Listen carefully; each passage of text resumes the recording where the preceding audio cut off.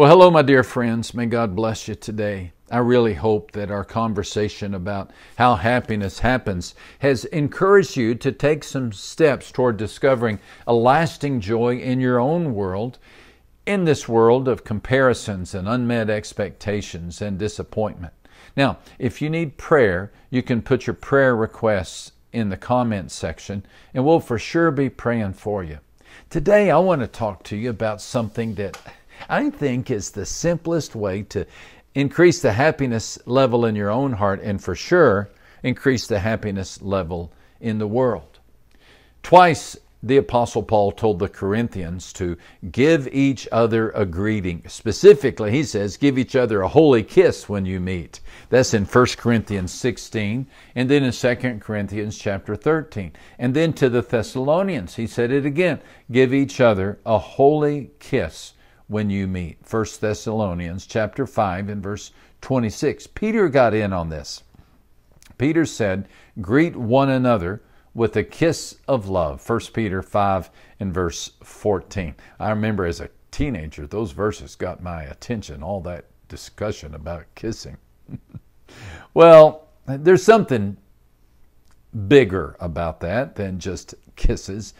The Apostle Paul and Peter are urging us to take time to respect people and give them a hello. A hello.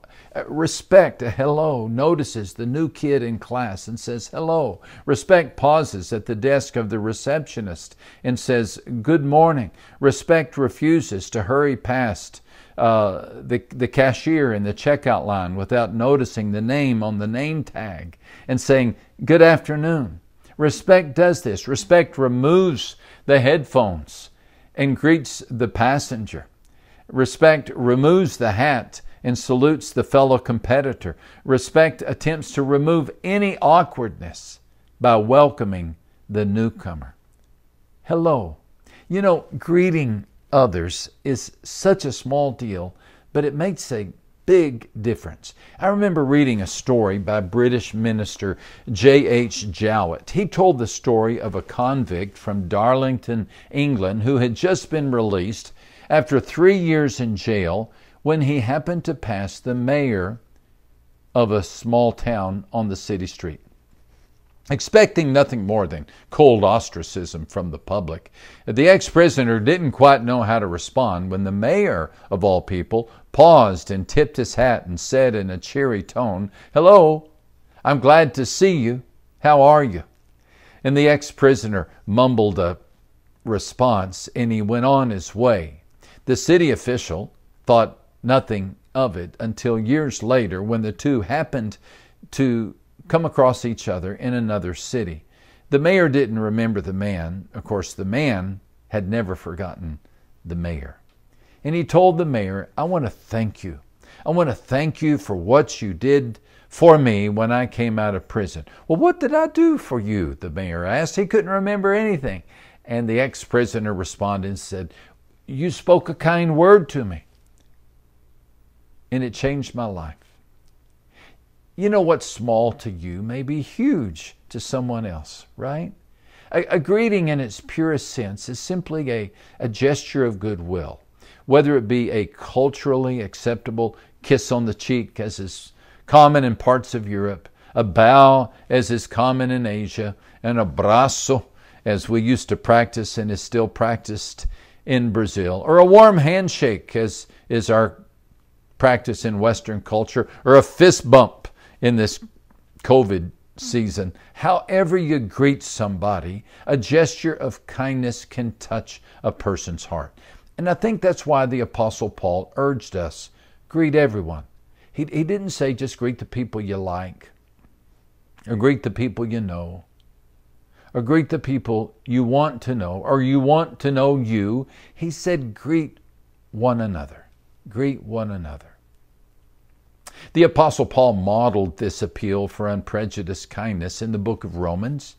In the 16th chapter, he dedicates 13 verses to saying with his pen what I'm sure he would rather have done with his hand. He mentally went from person to person, and he greeted each one. He greeted each one with a holy greeting. Read this sometime in the book of Romans. I count 26 salutations. 26 times he said, tell so-and-so hello. And sometimes he included the entire family. Now his list included his first convert in Asia. His list included Mary, who is a heart worker. His list included 4 names that were common names among slaves. His list included someone who is believed to have been the brother of Agrippa I and the grandson of Herod the Great.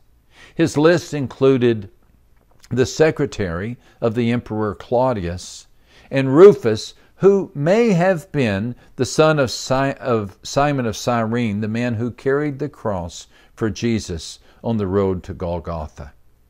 Now, if we back away and consider the extent of Paul's greetings, we see that his greetings went from male to female, from Asian to Roman, from the first convert in Asia to the son of someone who could have been a gospel hero. In other words, he left no one out. And he urges us to follow suit. No selective greetings, no picking and choosing. Just everybody greet everybody. Pecking orders leave people pecked on and picked over. Now, you and I may carry a canteen of water, but we really don't know who's thirsty. For that reason, we're called just to offer it to everyone. According to Jesus, we actually have the opportunity to greet Him as we're greeting others. You know, when we greet the nervous teenager in the back of the class, when you greet him, you greet Jesus. The single parent who works down the hall, as you make her feel welcome, you make Jesus feel the same. The elderly woman at the grocery store, as you open the door for her, you're really opening the door for Christ. For He said, insofar as you did this to one of the least of these brothers of mine, you did it to me. Matthew 25 and verse 40. Just greet one another. Greet one another for your sake. Experience the joy of showing people that they matter. Greet each other for their sake. What's small to you may be huge to them. But most of all, greet one another for Jesus' sake. After all, we're all a part of one family, His family. Have a great day.